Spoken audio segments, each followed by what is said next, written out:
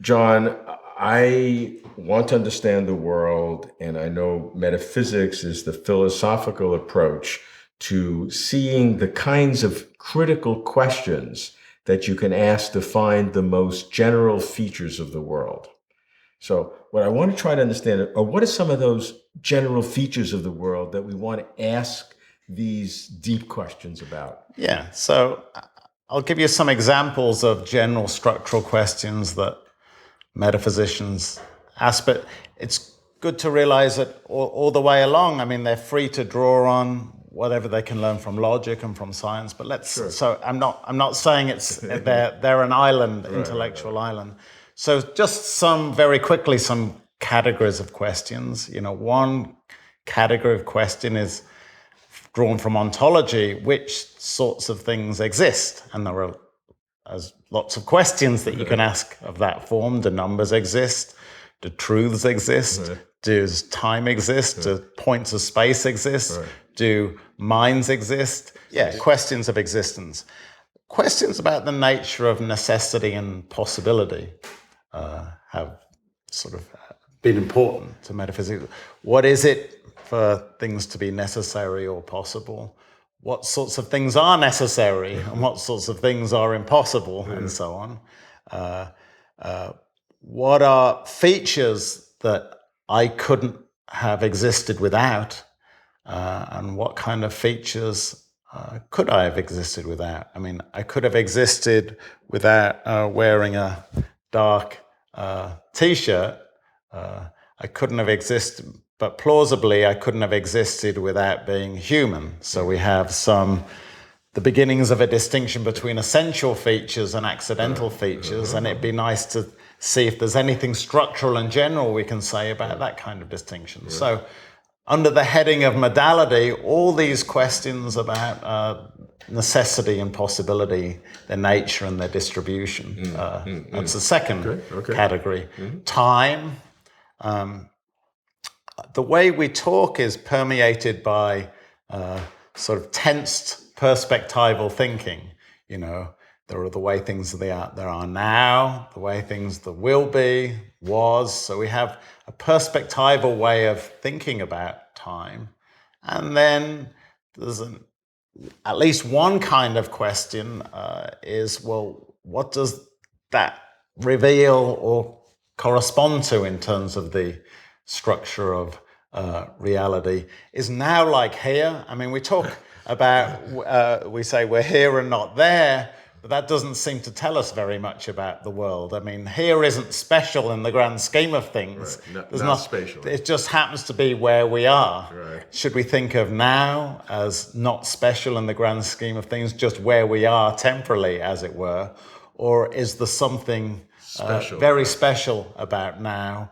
There's something dynamic, as it were, on the temporal thing that there isn't on the spatial thing. So those are difficult and tricky questions where they both need to be clarified, and we need to get straight on how do we even begin answering them. And I think in all these cases, you'll find a pattern of the need for clarification of what the questions even are, and also some initial gropings, and then more sophisticated development of ideas and argumentation about how to answer them. So they're three examples so far. What about classically the question of universals? Do universals exist? That I know there are black cats, white cats, and brown cats, but is there something that is cathood, that is the nature of cats, that exists in some way, that all particular cats are part of?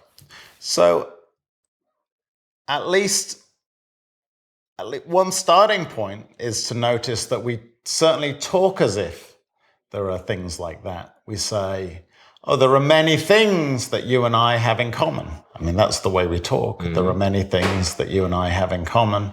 And those things that we have in common, they're not like ordinary concrete objects, are they? So if there really are things that we have in common, then there are some things that aren't like concrete objects that we have in common. And what sort of things are they? Maybe, being cheerful. Maybe that's something that you and I have in common. being male, that's something you and I have in common. So now we've got being male, that's one thing, you and I. Being cheerful, maybe that's the second thing. And so these ways of talking, at least on the face of it, suggest a category of things, being cheerful, being male. So it's important to at least recognize as a starting point that the way we talk about the world suggests there are such things. And so, as it were, the initial take is, yes, there are such things, but then it becomes quite delicate to see how to bolster the initial take, or else come up with some good arguments that way of talking is somehow confused.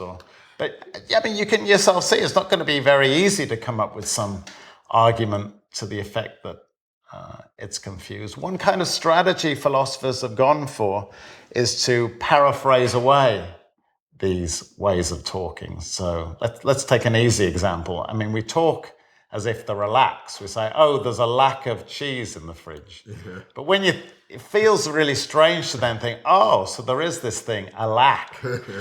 It seems just a roundabout way of saying there's no cheese in the fridge.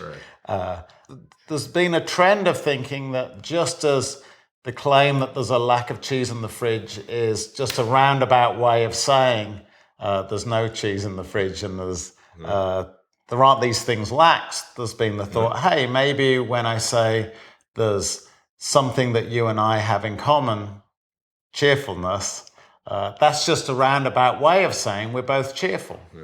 And when I say we're both cheerful, that commits us to there being two things, you and me, yeah. But it doesn't commit us to this third thing, cheerfulness. So one little project has been to see whether we really can just rewrite everything that we want to say without saying things like there is this thing we have in common, and just say things like we're both cheerful instead.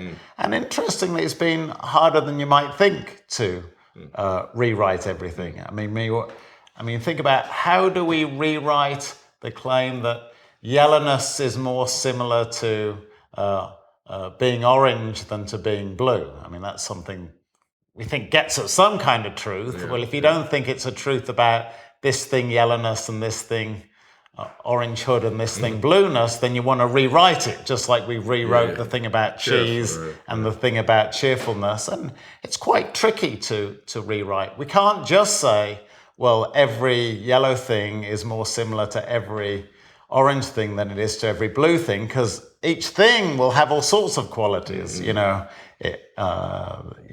will have a shape and all sorts of other things. So we can't rewrite it that way, and so we have to be very careful to see how we do want to rewrite it. And of course, it feels like it would be true that yellowness is more similar to orange than it is to blueness, even if there weren't any actual yellow things, or even if there weren't any actual...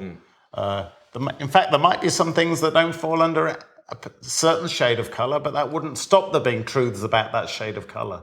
So the rewriting project is very tricky. Right. So looking at all of these different categories, the question of existence, of time, of universals, these general categories, others, what does that say about the whole project of metaphysics and helping us to understand the general features of the world? I mean, what does it say? I mean, it says that historically metaphysicians have done their best to understand and clarify and make progress on general questions about the structure of the world. And for the most part, during the history of the subject, they haven't been sharply distinct from scientists and everyone else. So what it says is that there's a human ambition to get at some questions and to do their best at answering them. And with all things, there's not going to be a straightforward way of just rebuffing people who say about some particular question, oh, you think you've made progress, but you haven't. I mean, if they're it's in general very hard to convince skeptics that you have made progress if they're completely skeptical about whether you have. But I don't think, to my mind, there's very much by way of a compelling argument to the effect that there hasn't been a lot of progress, both by way of clarifying what the questions are and by a way of producing interesting and compelling arguments of a negative and positive sort by way of answering them.